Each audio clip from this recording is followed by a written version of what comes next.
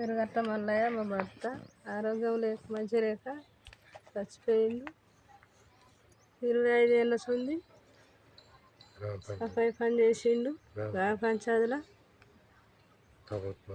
ప్రభుత్వం మమ్మల్ని ఆదుకోవాలి. మాకేం లేదు, ఇల్లు ఉందా అంటే ఇల్లు లేదు, పిల్లలు లేరు. దయచేసి రేకులు వేసుకున్నాం, మొన్న గుడిసె వేసుకున్నాం. దయచేసి ఆదుకోవాలి.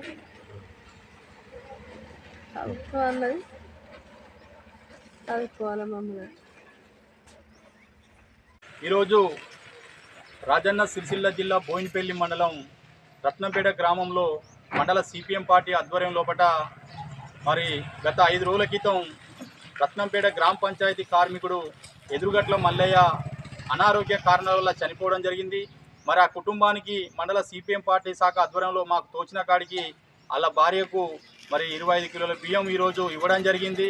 మరి ప్రభుత్వం మరి గ్రామ పంచాయతీ కార్మికుడు ఎదురుగట్ల మల్లయ్య గత 25 సంవత్సరాల నుంచి అనేక రకాలుగా గ్రామంలో ఎన్నో సేవలు అందించినప్పటికీ మరి ప్రభుత్వాలు గ్రామ పంచాయతీ కార్మికుల విషయంలో ఎలాంటి భద్రతకు భరోసా ఇవ్వకపోవడం, మరి ఎలాంటి సహాయరూపకంగా స్పందించకపోవడం అనేది చాలా దుర్మార్గమైన చర్య. మరి గ్రామ పంచాయతీ కార్మికులు అనేక ఆటుపోట్లను ఎదుర్కొని అనేక విధాలుగా ఎన్నో ఆటుపోట్లకు ఎదుర్కొంటూ మరి గ్రామం పరిశుభ్రత విషయంలో అట్లు ఏదైనా కానీ గ్రామం పట్ల చిత్తశుద్ధిగా మరి గ్రామ పంచాయతీ సర్పంచ్ ప్రథమ పౌరుడు తర్వాత అనేక సేవలు అందించడంలో గ్రామ పంచాయతీ కార్మికులు అనేది ఇలా గ్రామాలలో కీలక పాత్ర వహిస్తున్నమాట. అటువంటి మరి ఇలా ప్రభుత్వం వారికి వెన్నుదన్నుగా ఉండకపోవడం కూడా చాలా బాధాకరం.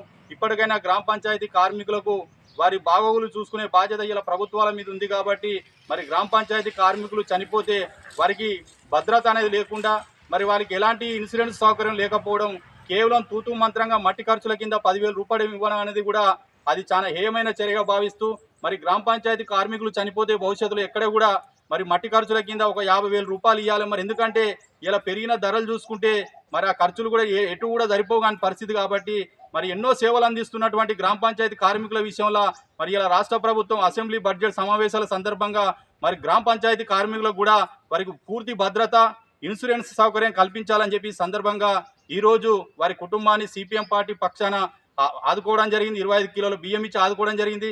మరి ఈ చెప్పదండి నియోజకవర్గం గౌరవ ఎమ్మెల్యే మేడిపల్లి సత్యం గారు కూడా మరి ప్రభుత్వం దృష్టి తీసుకుపోయి మరి ఎమ్మెల్యే స్థానంలో కూడా మరి కుటుంబాన్ని ఆదుకోవాల్సిన బాధ్యత ఇలా ఎంతైనా ఉందని చెప్పి సందర్భంగా తెలియజేస్తూ ఇప్పటికైనా గ్రామ పంచాయతీ కార్మికుల విషయంలో ప్రభుత్వం చిత్తశుద్ధిగా విషయంలో కూడా గత వానాకాలంలో కూడా ఇతనుకున్న చిన్నపాటి జాగల పెంకుటిల్లు ఉండేది. మరి వానల వల్ల కూడా పెంకుటిల్లు అనేది పూర్తిగా కూలిపోయిన సందర్భంలో కూడా అప్పుడు మనం ఆర్థిక సాయం చేయడం జరిగింది. మరి ఇప్పుడు ఒక్కసారి మీరు చూడండి, చిన్న కేవలం ఒక రేకులతోటి వేసుకొని మరి మొత్తం మైదానం ప్రాంతంలో ఒక చిన్న రేకుల షెడ్ వేసుకున్నది కాబట్టి మరి ఆ కుటుంబంలో ఉన్నటువంటి ఆ గ్రామ పంచాయతీ కార్మికుని భార్యను కూడా మరి మీరు ఏదో రకంగా వారికి భరోసానిచ్చి ఇందిరమ్మ ఇల్లు రూపంలో ఏదో రూపకంగా వారికి భరోసా ఇచ్చి ఆ కుటుంబాన్ని ఆదుకోవాల్సిన బాధ్యత ఇలా ప్రభుత్వం మీద ఉంది, ఇక్కడ ఉన్న పాలక వర్గాల మీద ఉంది. కాబట్టి దయచేసి ఆ దిశ కూడా మరి కలెక్టర్ గారు కూడా మరి ఎమ్మెల్యే గారు కూడా ఇక్కడ ఉన్న కాంగ్రెస్ నాయకులు కూడా మరి ఆలోచించి ఆ కుటుంబాన్ని ఆదుకోవాల్సిన బాధ్యత ఉన్నదని చెప్పి మరొక్కసారి మండల సిపిఎం పార్టీ పక్షాన ఈ ప్రభుత్వానికి విజ్ఞప్తి చేయడం జరుగుతుంది.